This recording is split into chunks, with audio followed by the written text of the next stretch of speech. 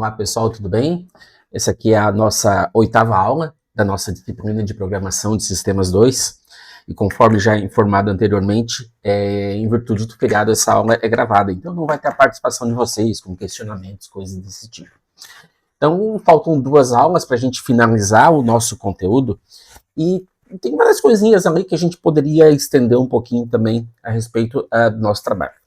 E eu vou fazer uma pequena modificação a respeito disso. A gente tem que falar a respeito de banco de dados, de acesso a banco de dados, e eu vou aproveitar e falar um pouquinho de um outro assunto junto, porque tem muita relação, que é a parte de criação de APIs, certo? Hoje em dia, trabalhar desenvolvimento de software, a gente tem que pensar muito a respeito disso, da criação das APIs ou outras formas de integração. Mas eu quero dar um esboço inicial para vocês, não vai ser o conteúdo, digamos assim, não vai ser o suficiente, mas eu acho que o meu objetivo aqui é tentar colocar vocês no caminho. Mesmo que vocês trabalhem com Java ou qualquer uma outra linguagem de programação, entender como é que isso funciona. Eu vou falar algumas coisas aqui que estão no slide, e depois eu vou mostrar para vocês como que a gente vai fazer isso na linguagem Java, utilizando o Spring Boot. Vou falar mais um pouquinho dele daqui a pouquinho. Primeiro, o que a gente vai ver, qual a ideia do trabalho nisso que a gente vai criar. Primeiro, trabalhar o acesso a banco de dados. Qualquer aplicação que a gente queira trabalhar, a gente precisa guardar dados, informações do banco de dados, consultar, modificar, excluir, fazer o famoso CRUD a respeito dele. Eu vou mostrar exemplificando para vocês utilizando o H2. O H2 é um banco de dados que a gente utiliza para testes, para meios acadêmicos, digamos assim. Ele é um banco em memória, ele não grava em disco. Nosso objetivo aqui é quando, digamos, eu executo a minha aplicação, a gente sobe o servidor de banco de dados, finalizo a aplicação, derrubo o banco de dados. Mas aí quem desejar, eu quero utilizar o MySQL, sintam-se sempre à vontade, tá? Uma pesquisa simples, vocês apenas mudam a forma de conexão. O objetivo, isso que eu estou fazendo é que eu não preciso instalar um banco de dados ainda.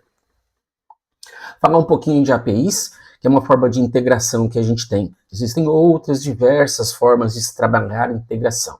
Mas a grande maioria das vezes a gente tem trabalhado nos últimos tempos com o conceito de APIs. Lembrar que uma API, a ideia da utilização dessa tecnologia, digamos assim, desses conceitos, é que seja uma integração de forma síncrona. O que isso quer dizer?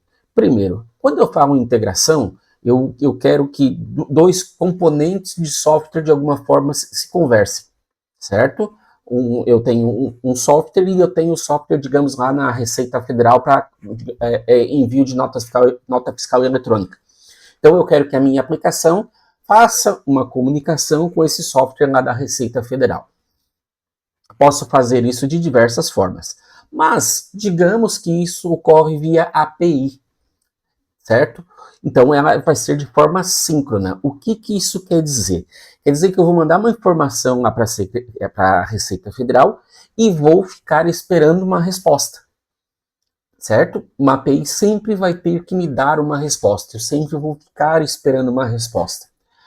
É claro que existem situações onde a resposta não vem.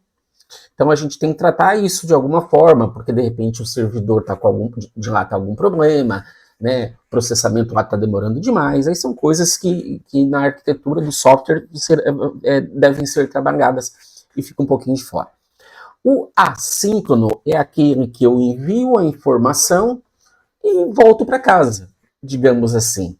Eu gosto muito de usar como exemplo aqui, digamos, o pagamento via cartão de crédito no comércio eletrônico. Quando eu vou fazer o pagamento com cartão de crédito, eles mandam a informação lá, digamos, para a operadora, né? Existe toda uma tecnologia, várias personas na parte do cartão de crédito, que não vem ao caso agora.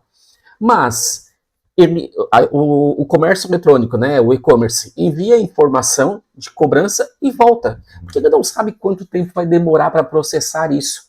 Então ele pode fazer a avaliação depois de tempos em tempos. A cada 2 minutos, a cada 5 minutos, a cada 10 minutos, eu vou lá conferir para ver se já processou ou não, certo? Então, existem várias formas de fazer integração, certo? Mas a gente tem que pensar sempre nisso. O que eu preciso? Eu preciso de algo que seja síncrono ou eu preciso de algo que seja assíncrono? Então, existem muitas coisas aqui que a gente não vai, a gente não vai aprofundar muito, não. Outro cara muito importante que eu vou demonstrar para vocês é o tal do Maven. O que é um Maven? O Maven é uma espécie de um gerenciador de dependências. Vamos tentar entender um pouquinho isso aqui. A gente está trabalhando com Java até agora e criando aplicações com Java puro, certo? A gente não está buscando nada, nenhuma biblioteca externa ou qualquer coisa, um framework ou qualquer coisa que seja externo à minha aplicação. Então eu posso passar a utilizar componentes ou frameworks, coisas externas, digamos assim, seja para acessar bancos de dados, seja para acessar, para criar relatórios, seja para fazer algum tipo de integração e assim por diante. Ou seja, meu objetivo é estender, digamos, as funcionalidades do Java. Tudo que a gente usa de dependência, a gente poderia fazer no Java, certo? Mas teríamos um grave problema da complexidade de forma realmente exagerada. Então, a gente usa, vou chamar de componente, tá? Nós utilizamos componentes como forma de facilitar a nossa vida. Coisas que já estão prontas, que funcionam perfeitamente, o mercado está abarrotado de empresas que utilizam aqueles componentes. Então, eu passaria a utilizar diversos componentes externos para dentro da minha aplicação. Quando a gente não tinha gerenciador de dependências, o que acontecia? A gente baixava a dependência e colocava nas pastinhas, nas devidas pastinhas ali da minha aplicação. E isso era muito complexo, certo? Principalmente quando eu queria trocar a versão desses componentes. Virava uma loucura aquilo ali, começava a dar erro, coisas desse tipo. E qual é a ideia do gerenciador de dependências? Dentro desse cara, tá? Dentro do Maven, né? A gente diz que o meu projeto é um projeto Maven. Ele tem um arquivo chamado pom.xml. Dentro desse arquivo, que é um XML, o arquivo XML é todo de tags, bem semelhante a um HTML. Onde eu vou dizer, por exemplo, eu vou usar o Lombok a versão X, eu vou usar o Spring na versão Y, eu vou usar tal ferramenta na versão Z e assim por diante. Eu não baixo, eu não preciso baixar mais os arquivos, eu apenas vou como se fosse parametrizando essas informações. E, a partir disso, o próprio Maven se encarrega de buscar todas essas informações nos repositórios da internet. Eu não me preocupo mais a respeito de saber aonde que eu tenho que colocar esses arquivos. Junto a isso, temos as situações da seguinte forma. Estou fazendo alguma coisa e estou utilizando uma dependência, que a gente fala, né? Uma dependência para um determinado componente. Então, eu coloquei dentro do arquivo XML e ele automaticamente baixou essas informações que eu solicitei. Em determinado momento eu não preciso mais desse cara. Basta eu tirar ele do XML e o Maven exclui todos os arquivos. A mesma coisa se eu desejar trocar a versão. Eu estou usando um componente da versão 6 e eu quero mudar para a versão 7.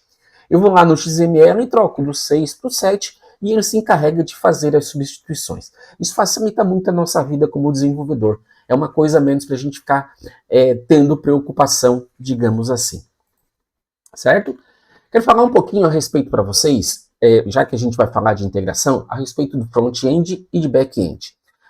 Fala-se muito a respeito disso, mas eu gosto de deixar bem claro, talvez alguém não conheça esses termos de uma forma mais aprofundada.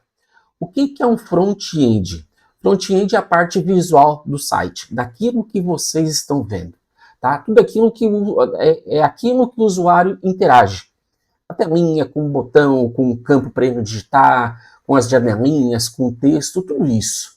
Certo? Por isso que a gente fala que está totalmente relacionado com a parte gráfica.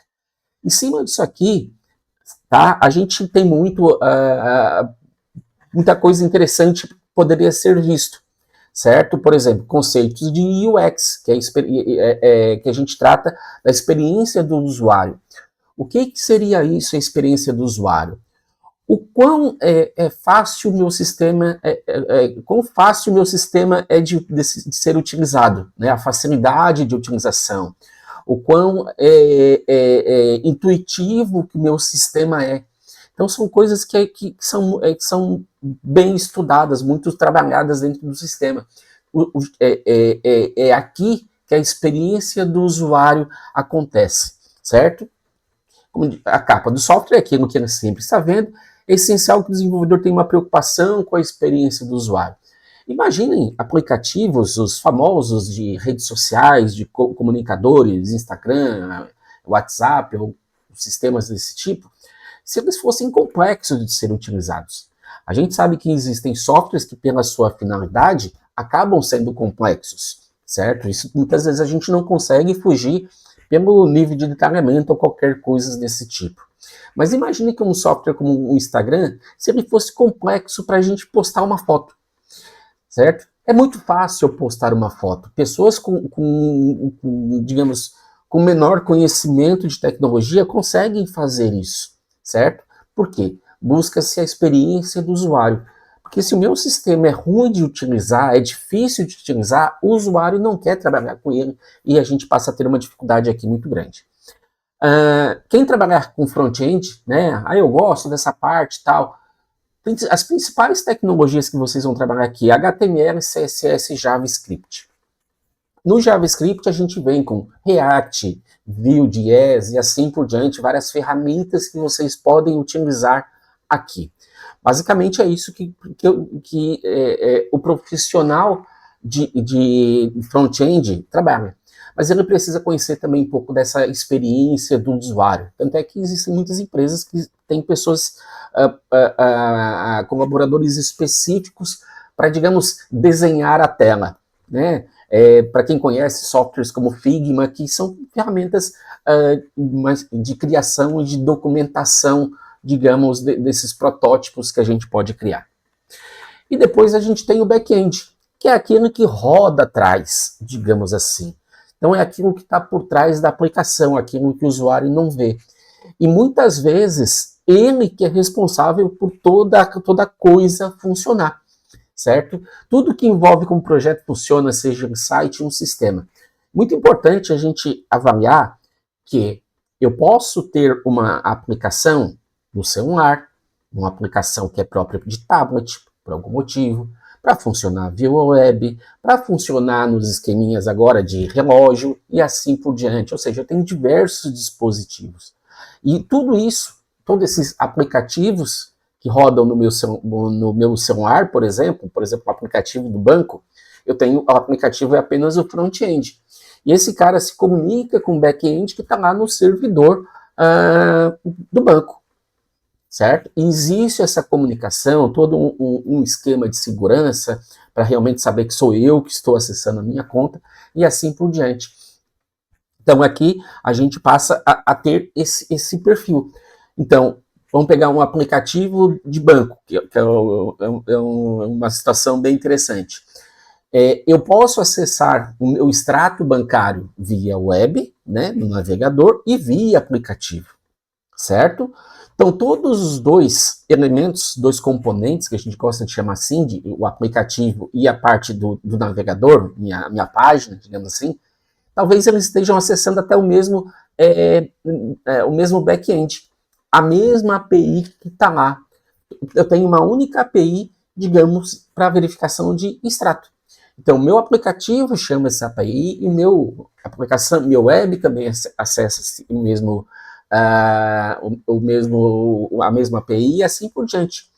Então é uma forma de a gente também, digamos assim, centralizar as regras de negócio. Eu não preciso criar uma estrutura única para o aplicativo, uma estrutura única para a web, replicando as regras de negócio, digamos assim.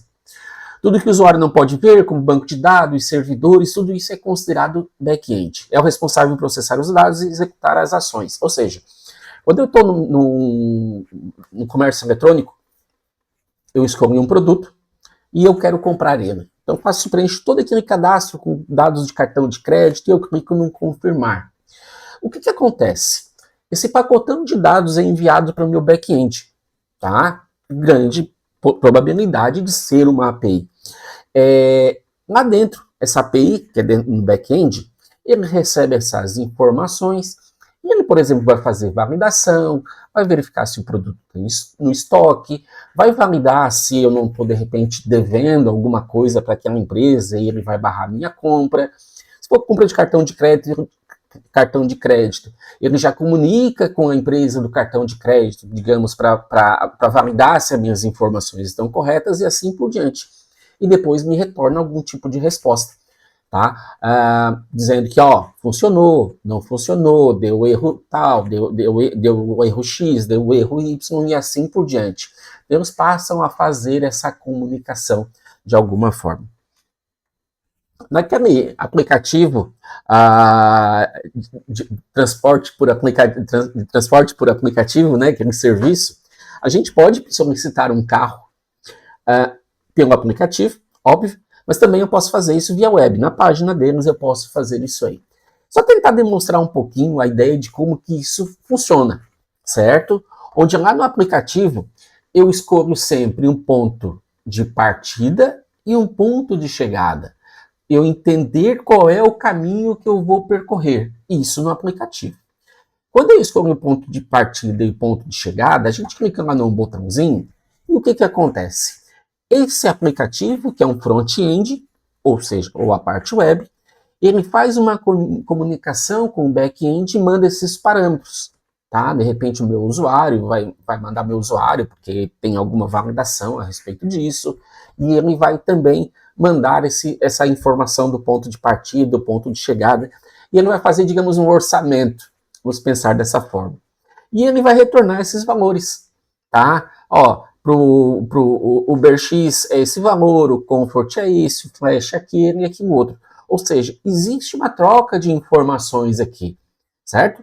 Eu enviei uma solicitação, digamos, eu estou fazendo uma consulta, ele retorna esses dados, e aqui eu clico no botãozinho e escolho aquilo que eu desejo. Ele manda uma requisição, a gente costuma utilizar esse termo requisição.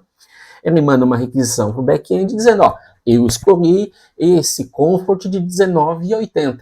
Avisa o motorista, cobra no meu cartão de crédito e eu vou ficar agora esperando, acompanhando isso aqui. Então a gente faz essa troca, digamos, de dados, essa comunicação que a gente tem aqui. Vamos lá. Eu vou, para mostrar para vocês, aqui no Eclipse, eu posso clicar aqui no botão direito, novo, e eu tenho a opção aqui de Maven Project. Então, se eu vou utilizar o Maven, eu já tenho que selecionar dizendo que é um projeto Maven. Isso é primordial para mim conseguir utilizar isso. Aí a gente tem um ponto, eu poderia criar aqui um projeto Maven e fazer tudo direitinho. Mas o Spring, que é o componente que a gente utiliza, que a gente costuma utilizar para diversas operações, o Spring entenda como sendo um projeto com muita coisa lá dentro. Ele tem a parte do Spring Boot, que a gente trabalha a parte de APIs, o Spring Data, que é a parte de banco de dados, o Spring Security, que a gente trabalha a segurança, e assim por diante. Ele tem vários conjuntos de componentes lá dentro. Então, o próprio Spring criou uma facilidade para a gente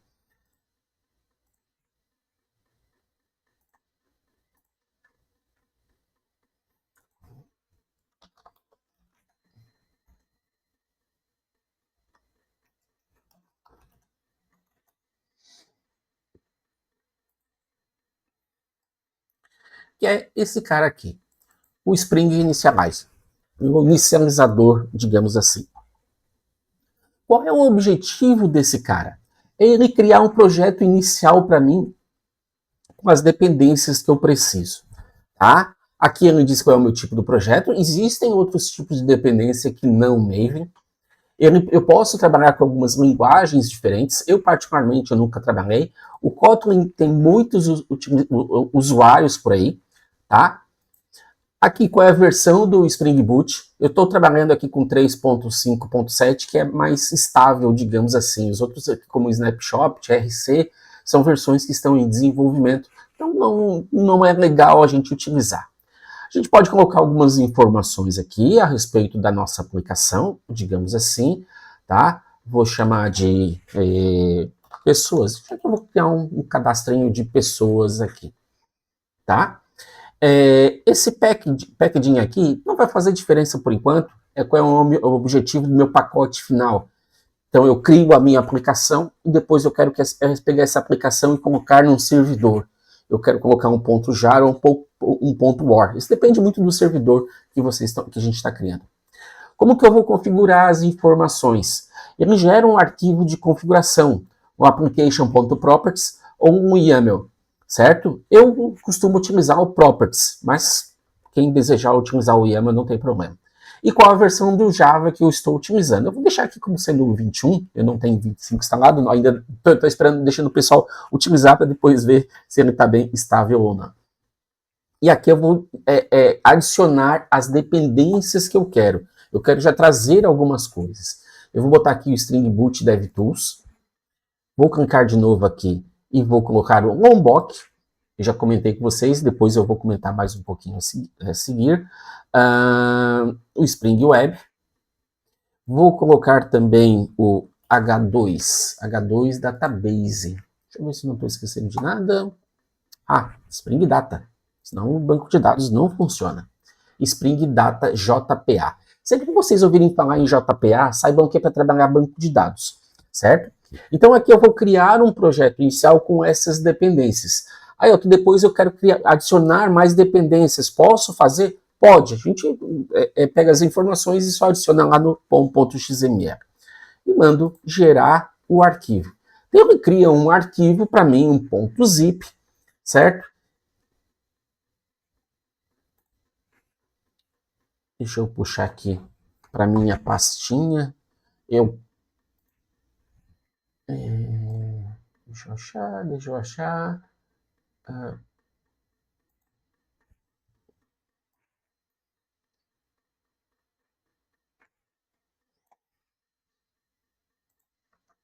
Arquivo aqui que tá com problema. Certo. Então eu peguei esse arquivo .zip que ele gerou e eu descompactei lá na pastinha que eu guardo meus projetos. Certo? Até aí tudo bem. Eu posso fechar esse cara e vou buscar o meu Eclipse aqui. Certo? Então o que eu preciso fazer? Eu já tenho o projeto, não preciso criar o projeto aqui dentro do meu Eclipse. Eu clico no botão direito e vou fazer um import. Projeto Maven existente, ele já existe. Next. E aqui eu vou procurar esse meu projeto. Eu chamei de pessoas. Só marcar a pastinha, selecionar pasta e finish. Então eu já tenho aqui. Reparem que ele tem um Mzinho aqui em cima. Tá? Esse M é para dizer que ele é um projeto Maven. Então a gente consegue olhar isso. Abrindo esse projeto, ele já traz uma estrutura de pastas, tá? Algumas coisas aqui. Ele tem um arquivo .java já aqui, tá? Esse arquivo não deve ser executado. Repara que ele tem aqui dentro um public static void main, ou seja, é esse cara que eu executo. Quando eu executo esse arquivo aqui, digamos, ele já sai carregando as informações todas, tá? Ele já abre, a nossa aplicação já está no ar, como a gente fala. E aqui também eu tenho o pom.xml. Existe um bugzinho, que eu não sei como é que o pessoal não arrumou ainda, que aqui no project, aqui como ele dá erro nesse cara aqui, ó, https://. Apaguem esse S aqui e é só salvar, tá resolvido. Aqui depois ele já vai sumir com tudo isso aqui, tá? Aqui dentro, se vocês abrirem esse cara, vocês vão ver aqui que ele tem as dependências, certo? Daí a gente vai ver, ó, Spring Boot Start Web, Spring Boot Data JPA, H2, Lombok e assim por diante. Ele criou isso de forma automática. A princípio aqui ele está dando um errinho, mas pode deixar que ele já vai sumir daqui a pouquinho. Eu posso fechar esse cara aqui, tá? Deixa ele continuar com o errinho dele. Aqui dentro também, vocês vão verificar que tem uma pasta resource com o arquivo application.properties. Aqui dentro, a gente vai colocar arquivos, informações de configuração. Eu vou copiar e colar apenas aqui, porque são as configurações de acesso ao banco de dados. Ele é uma aplicação em memória, é um banco de dados em memória, mas eu preciso fazer essa configuração. Depois eu disponibilizo esse projeto para vocês, aí vocês podem dar uma olhada no que tem ali. Mas basicamente,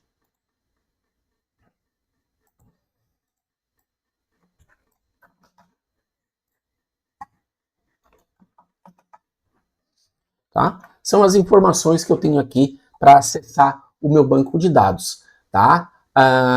H2, qual é o driver dele, coisas desse tipo. Eu consigo até acessar a memória para saber o que tem lá, qual é o username, a senha a gente não está colocando e assim por diante. Eu quero isso aqui. Isso tudo pode ser modificado. Eu poderia utilizar um banco MySQL, ajustar algumas coisas aqui, um Postgres, ajustar algumas coisas aqui. Então é interessante que vocês façam esse tipo de pesquisa, esse tipo de avaliação.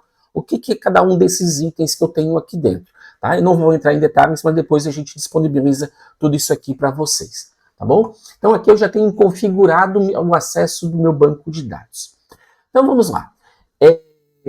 Dentro aqui desse pacote, ele criou, lá no inicializador do Spring, ele já, eu poderia ter definido os dados certinho dessas pastinhas que ele está criando.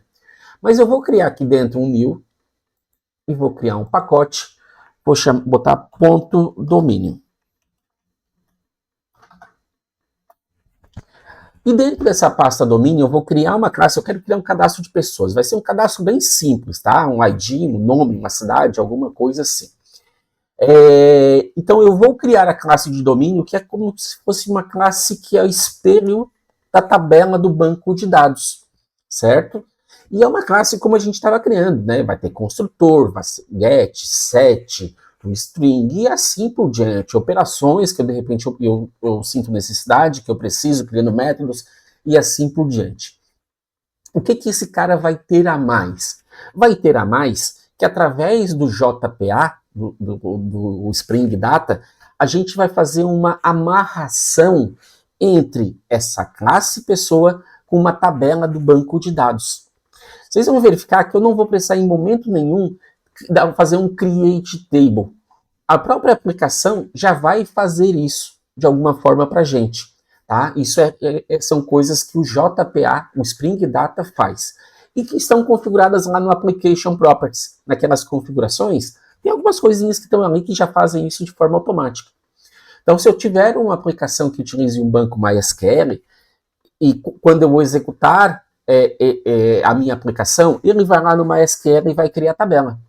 Se eu adicionar um novo campo, né, um novo atributo na minha classe pessoas, ele vai lá no meu banco de dados e adiciona esse campo lá, e assim por diante. Então facilita muito a nossa vida. Existem algumas boas práticas, com o tempo se aprende, se trabalha, se apanha um pouquinho, mas a ideia do JPA é essa. Eu consigo fazer todas as transações do banco de dados sem criar tabelas, sem fazer um insert, fazer um delete ou qualquer outro comando SQL. Pelo menos o CRUD básico a gente consegue fazer sem SQL nenhum.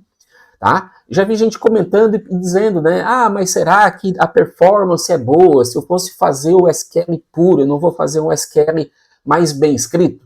Não. Tem uma tripa de gente trabalhando por trás de todos esses componentes, que são pessoas que, digamos, têm uma visão bem legal. Eu não me preocupo com isso, tá? Eu utilizo sempre a ferramenta sem problema algum. Então, aqui dentro eu vou criar uma classe pessoa.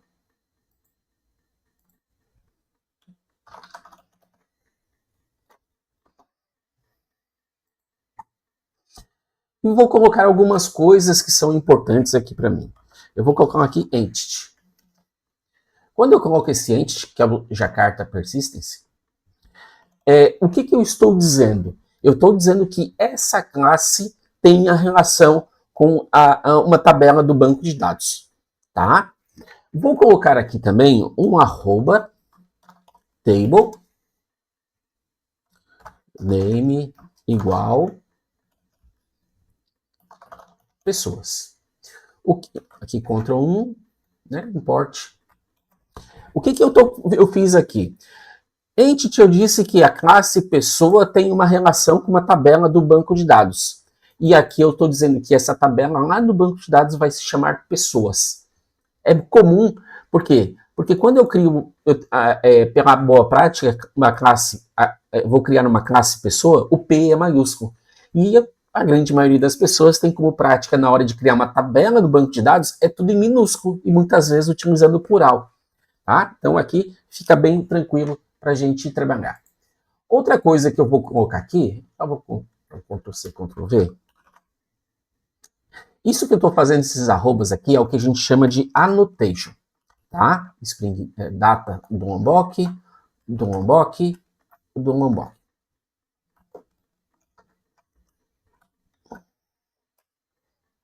Já aperrou aqui? Eu acho que não precisa desse cara não. Tá. Mas a ideia aqui, depois se der algum problema, a gente arruma. Tá?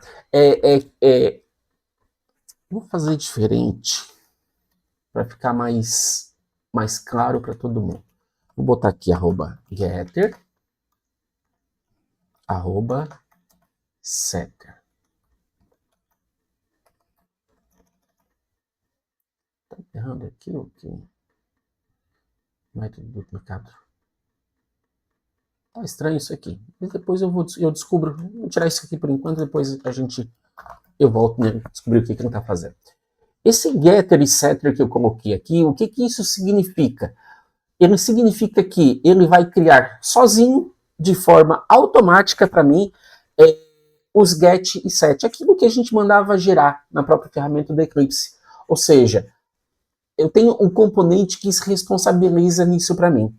Aquele noArgsConstructor e o allArgsConstructor é para criar o construtor sem parâmetros e o construtor com parâmetros, certo? Então eu consigo via Lombok tirar esse código que é meio repetitivo, digamos assim, tá? Aqui dentro. O que eu vou ter? O que eu vou criar aqui de atributos? Vou criar aqui long, um ID que é do tipo long, que é inteiro, né? O long que vai longe, nome string e cidade também é string.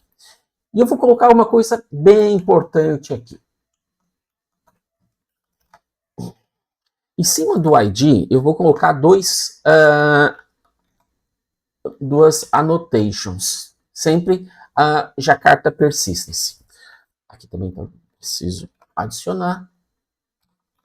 Vamos lá. O que eu estou fazendo aqui?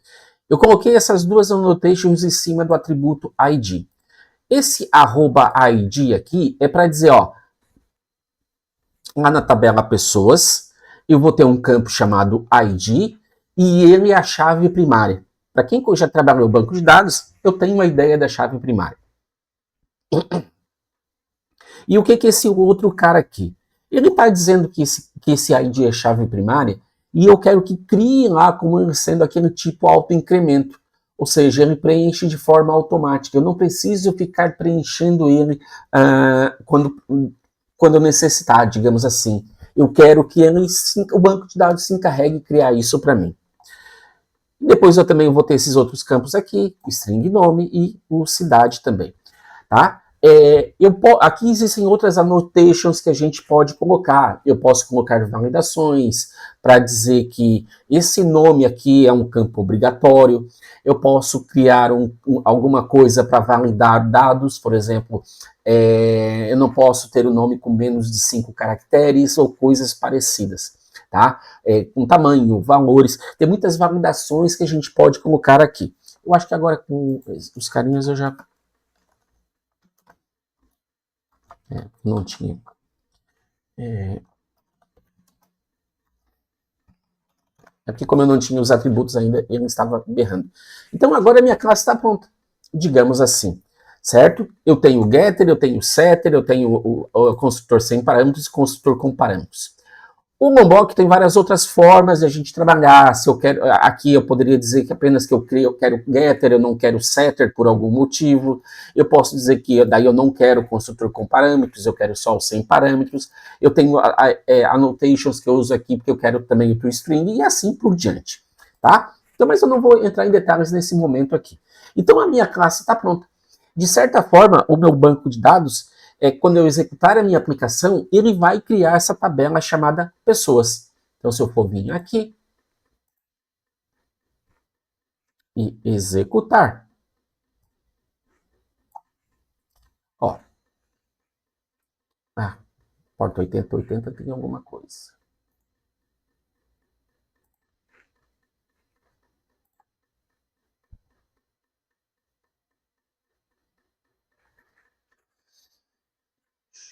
Esse aqui.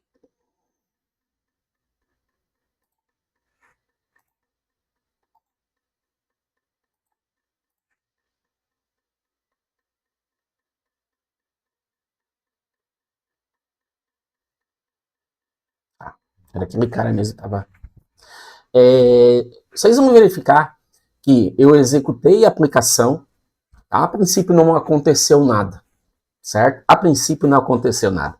Mas algumas coisas aqui são importantes. Por exemplo, vocês vão encontrar aqui, ó, Hibernate. Hibernate é um cara que trabalha junto lá com o JPA para o banco de dados. Não vamos entrar em detalhes.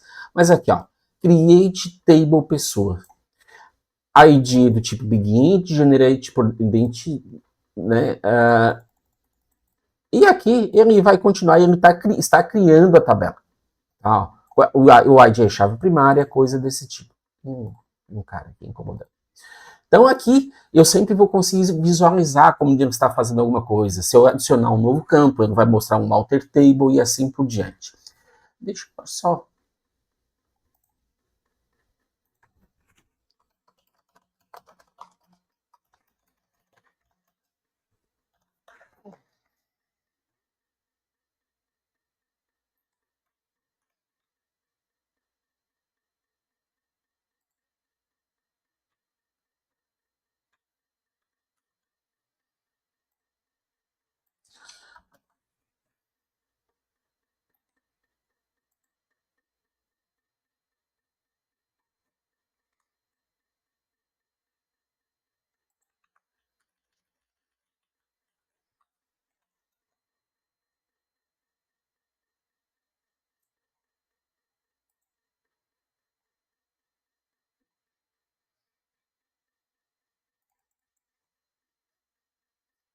tem uma coisinha aqui. Deixa eu ver aqui. Aqui vocês vão encontrar várias informações, né? Application, bababá, ó, tá rodando na porta 8080. Quero achar informação do H2, mas eu não estou achando aqui.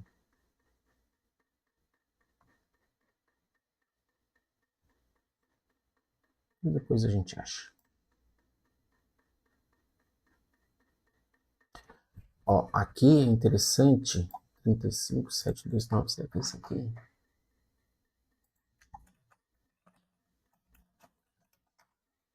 Não, não é essa porta aqui.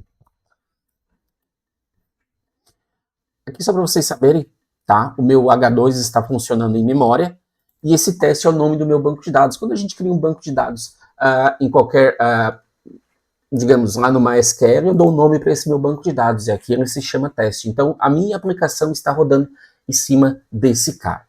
Até aqui tudo bem. Beleza? A gente já fez a aplicação subir, a gente já tem ele criou já a tabela para mim e eu preciso pensar em como que eu vou acessar essas informações. Eu ainda, se vocês repararem, a gente passa a ter a tabela e uma relação entre uma classe e, digamos,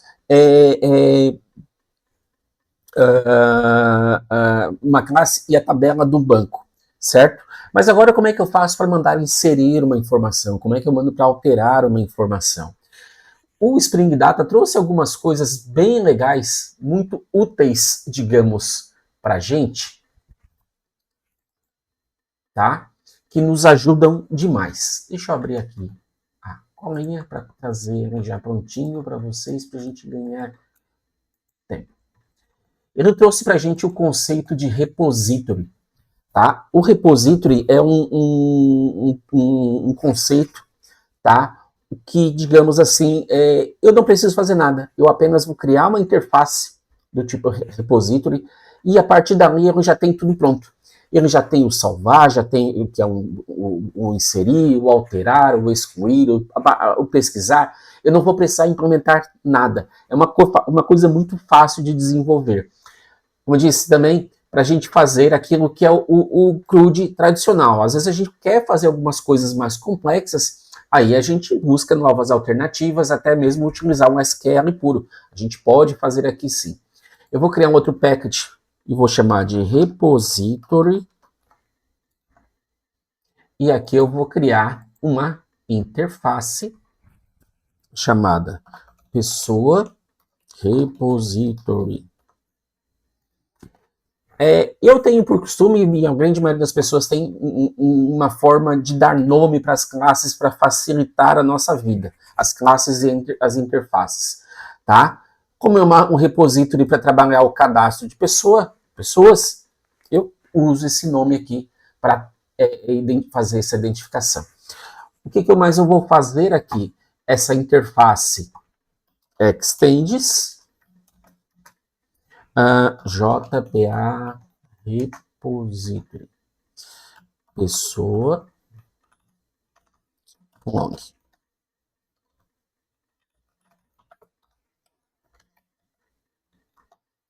Não, pessoa eu tenho. E pronto, está resolvido.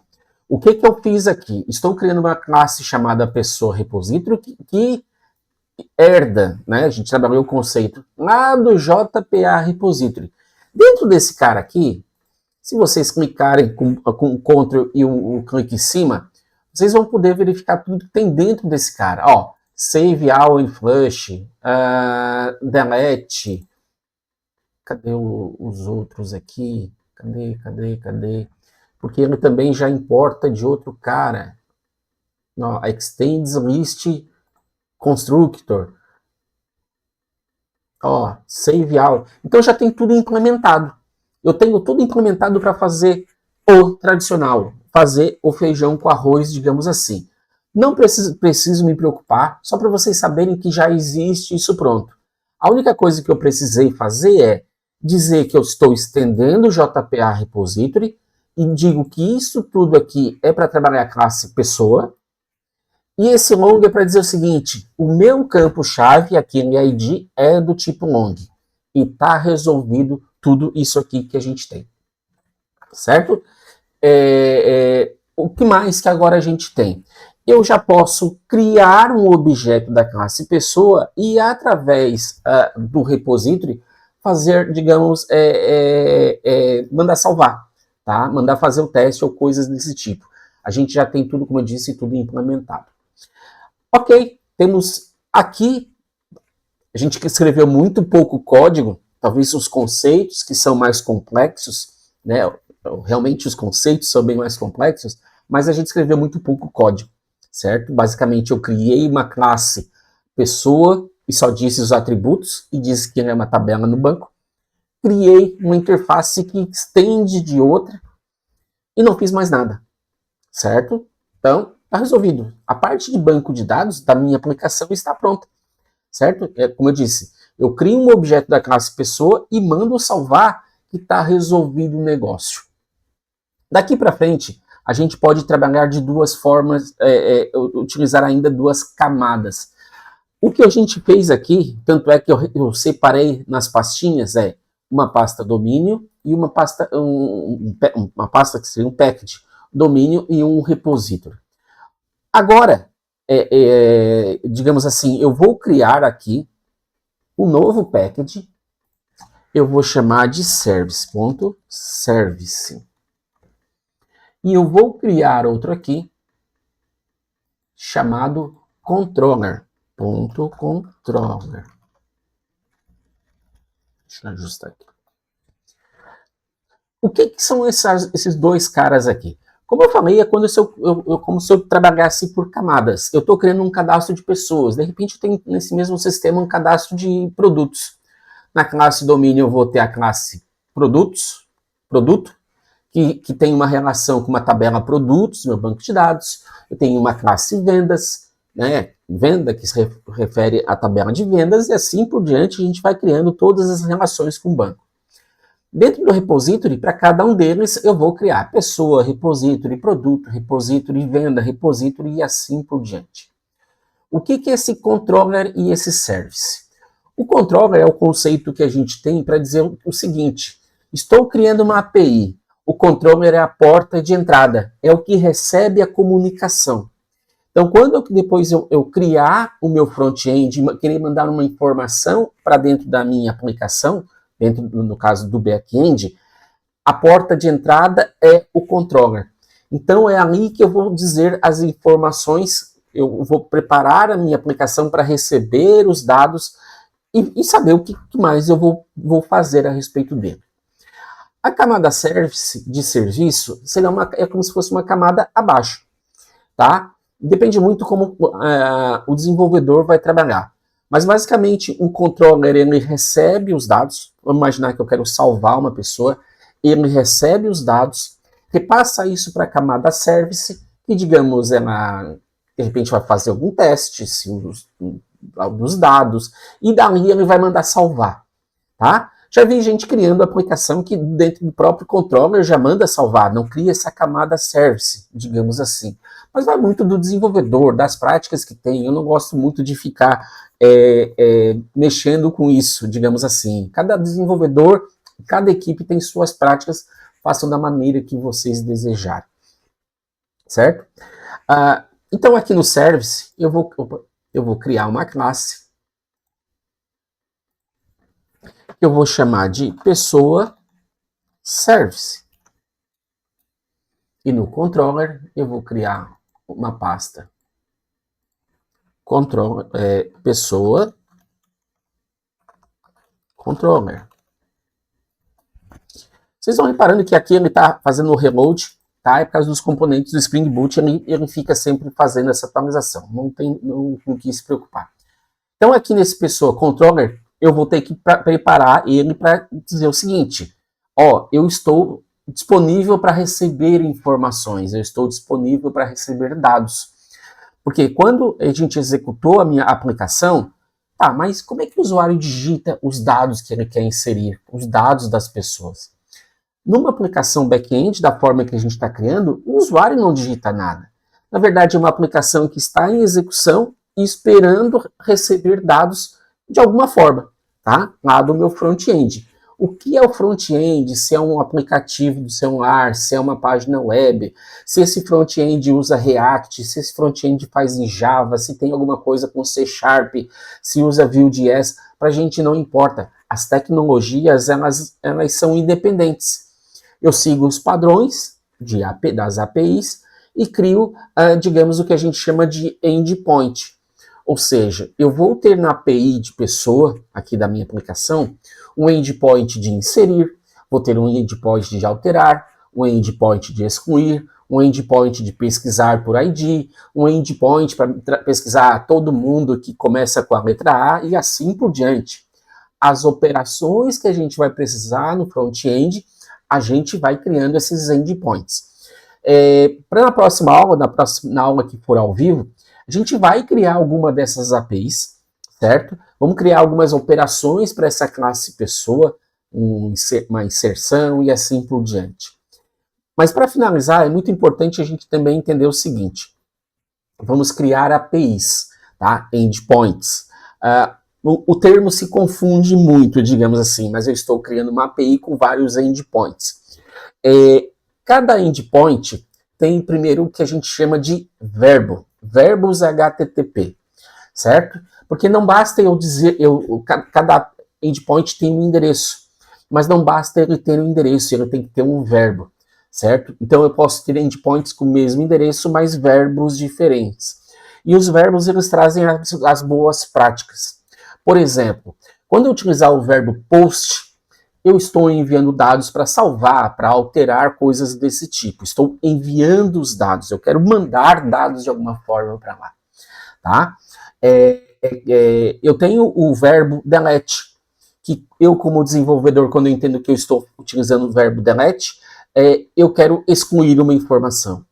Eu vou usar o verbo get quando eu quero buscar informação, seja buscar por ID, buscar pelo nome ou qualquer coisa nesse sentido. e existem diversos outros verbos. Da mesma forma, a gente tem os códigos HTTP. Temos os verbos e temos os códigos. Como eu disse, uma API sempre deve retornar alguma coisa. Nem que seja dizendo o seguinte, ó, recebi as tuas informações e vou validar depois. Eu preciso sempre dar um retorno. E esse retorno pode ser formatado de várias formas, tá? Mas uma das coisas que sempre tem lá é o código. Vocês podem depois procurar os códigos HTTP, mas eles são formados por grupos. Grupos dos 100, 200, 300, 400, 500. E cada código desse tem um significado. Talvez o mais conhecido por todos é o 404. Quando a gente tenta acessar uma página e não consegue, a gente recebe um código 404. Isso eu posso fazer na minha aplicação também. O 404 é quando eu não encontrei o que eu queria. Né? O erro do 404 é que não funcionou, de alguma forma não deu certo. Mas se eu mandei salvar as informações e salvar corretamente, eu já vou devolver alguma coisa da linha do 200. 201, 202, 203, 204, e cada um tem um significado, certo? Por quê? Porque lá no meu front-end, quando eu mandar um post, eu vou também receber um código, e esse código eu posso validar de alguma maneira.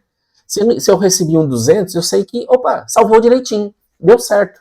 Se eu recebi alguma coisa da linha do 400, sim, houve um erro aqui, né? Talvez a gente devolve uma mensagem de erro junto, alguma coisa desse sentido, certo? Mas a gente tem então essa situação, códigos HTTP e verbos HTTP, que daí a gente vê na próxima aula em cima desse mesmo projeto, e depois também eu vou disponibilizar eles para vocês. Certo? Então, galera, grande abraço para todo mundo, até a nossa próxima aula ao vivo, que é na próxima semana. Abraço, até mais, tchau, tchau.